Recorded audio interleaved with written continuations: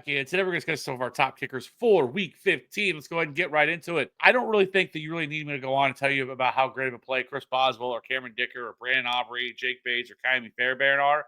I think those guys are pretty much locked in, top 5, top 6, top 7 kickers every single week. But I did want to mention really quickly, Jason Sanders, since Week 9, has been a top scoring kicker, averaging 11 fantasy points per game, but is rostered in 65% of leagues. So I didn't really feel the need to include him here as like a streaming option because it's a little bit higher than what I would normally talk about.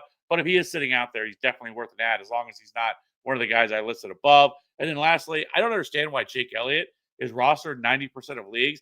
He has been arguably terrible, at least for fantasy purposes.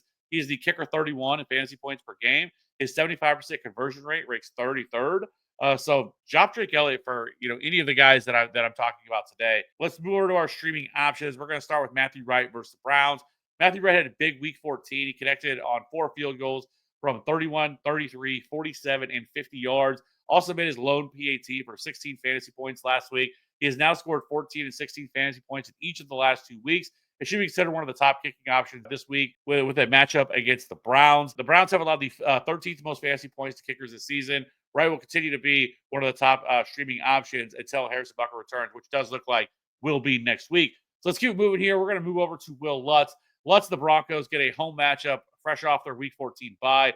Lutz has been one of the more reliable kickers and as the kicker 6 on the season in fantasy points per game. He's averaging 9.7 fantasy points per game. He's also converted 89.7% of his field goals and has converted the second most field goals from 40-plus yards. He has now scored 10 or more fantasy points in 7 of 13 games.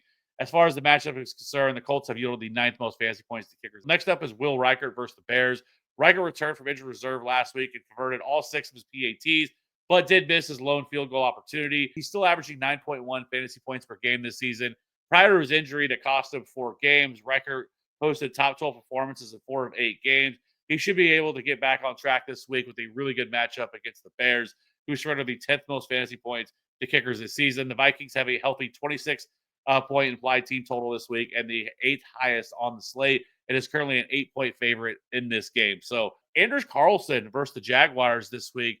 Carlson has quietly flown under the radar, but he has 4 top 12 performances in the last 5 games. He's averaging 10.4 fantasy points per game, which puts him at kicker 7 on this. Even though it's a small sample size, 7 of his 11 field goals have come from 40-plus yards and is in for a very good matchup this week. The Jets are a rare 3-point road favorite against the Jags. The Jags have allowed the 9th most fantasy points to kickers this season, making Carlson one of the better streaming options of the week. Next up is Chad Ryland versus the Patriots. Ryland and the Cardinals were pretty underwhelming last week against the Seahawks. He converted on one of his 2 field goals in his only PAT for just 4 fantasy points last week. Overall, Ryland has been a pretty consistent kicker this season since Week 9. He's the kicker 11 in fantasy points per game and has kicked the 4th most field goals. This week, the Cardinals get a solid bounce-back spot against the Patriots. The Cards have the 4th highest applied team total this week and are 6-point home favorites. Ryland should be viewed as a top 12 kicker this week.